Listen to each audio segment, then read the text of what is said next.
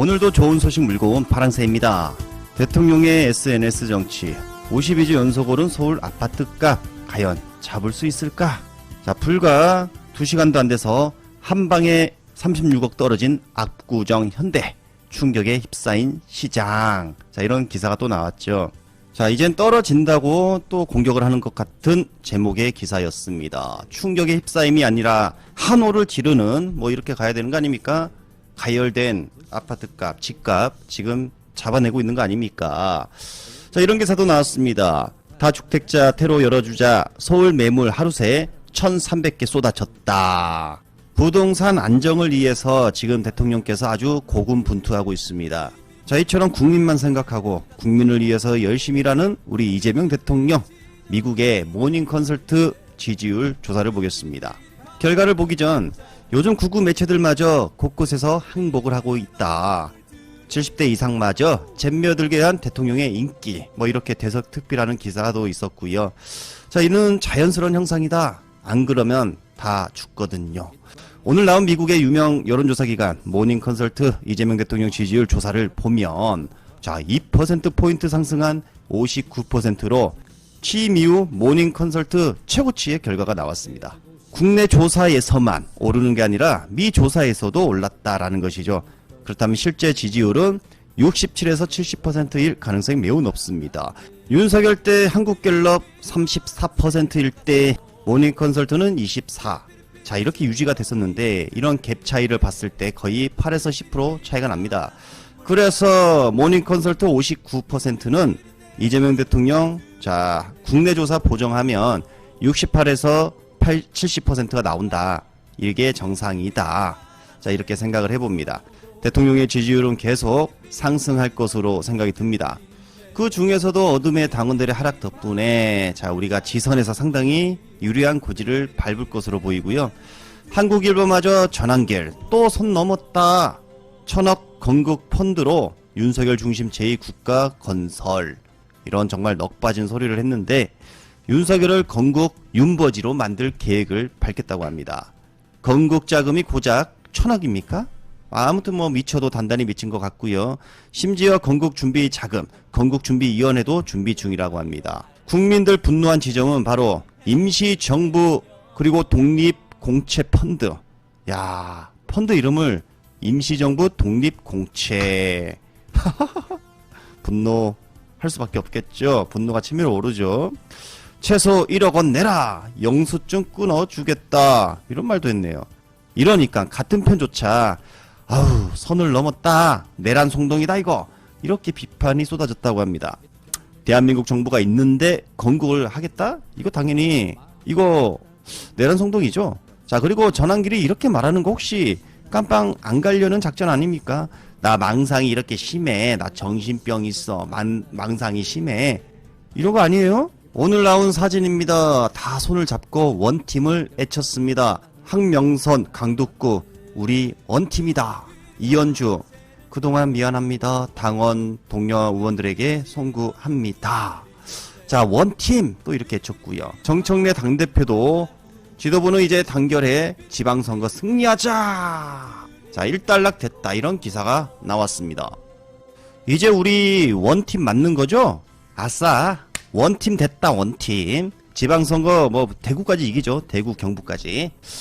자, 이 변화를 만든 중심에 잼통령이 있었습니다. 먼저 최근 이성윤이 추천한 특검에 대해 대통령이 격노했다 보도를 보셨을 겁니다.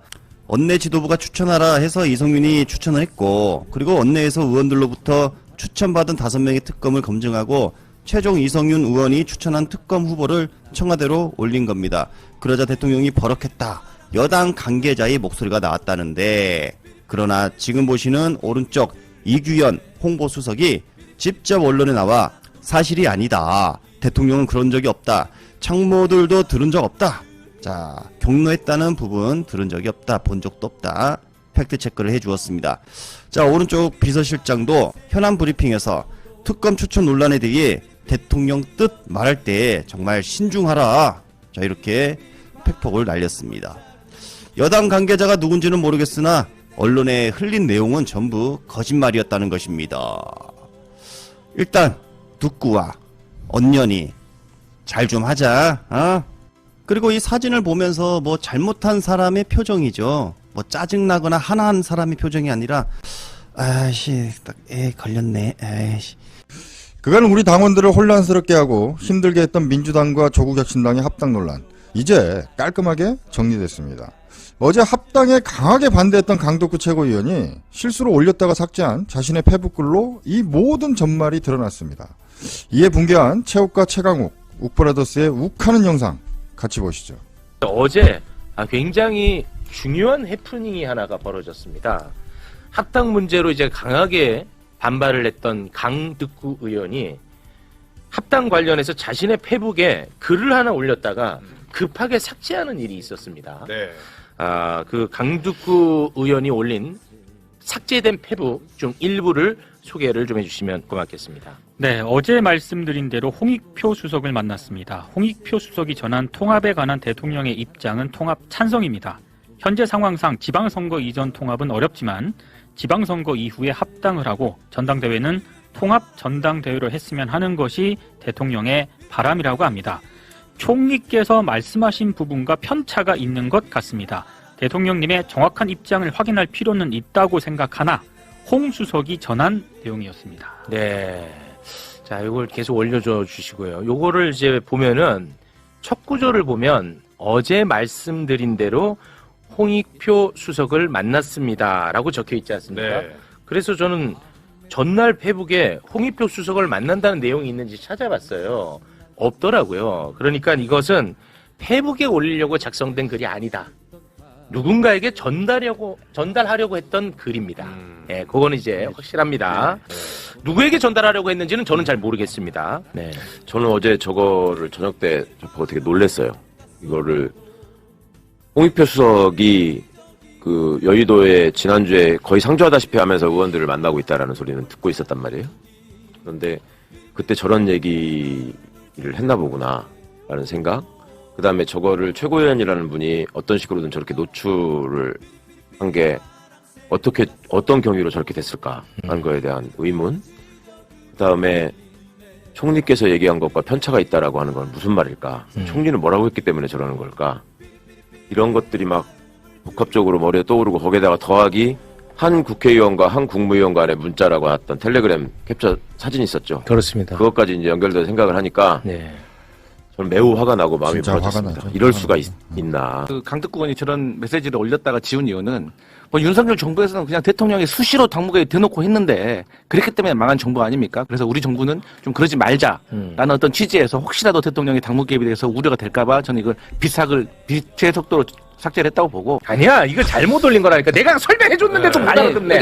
어제 말씀드린, 아니, 이거는 어제 말씀드린 대로 홍익표 수석을 만났습니다가 페북에 올릴 글이라면 그렇죠. 어제 페북에 나 만나러 갑니다 글이 있어요. 없다니까. 그렇죠. 아니, 답답하네. 좋아요. 그러면 그렇죠. 근데 본질은 뭐냐면. 답답하네. 어떻습니까? 제가 맞지 않아요? 정확하죠. 아니, 최욱 네. 앵커님의 방금 그 통찰은 굉장히 놀라운 통찰이라고 봅니다. 그래요? 오. 예, 그러니까 이 메시지는 뜻을 함께 했던 지난 한 주 동안 그렇지. 동지한테 보낸 겁니다. 나는 그렇게 봐요. 한마디로 말하자면. 네, 맞아. 예, 그랬는데 어. 깜짝 착각한 거죠. 근데 어쨌든 그만큼 지금 정신이 강덕구 없다. 의원이 정신이 없는 상태다. 그리고 여러 가지 정황을 저도 들어본 바가 있을 거 아니에요. 굉장히 지금 거의 멘붕 상태에 빠져 있다. 만약에 청와대하고 얘기도 없이 정청래 당대표가 이것을 바로 제안을 했다고 하면 이것은 큰 문제거든요. 네. 하지만 이 정치의 구조상 그럴 수가 없는 거예요. 그래서 저도 뭐 여러 군데로 좀 탐문을 해본 결과 소통은 했다고 저는 이해를 했어요. 난 정청래 대표가 당대표를 재선하는 거 반대한다. 그것도 선하기 쉽죠. 반대할 수 있죠. 그걸 할 수 있는 거예요, 그냥. 네. 그 차원에서 멈췄으면 이게 그렇게 크게 안 됐어요. 그런데 무슨 문제냐? 모두가 차기 권력을 장악하고 싶어 하는 사람들이 이 문제에 관한 대통령이 발언할 수 없다는 걸 안 거예요.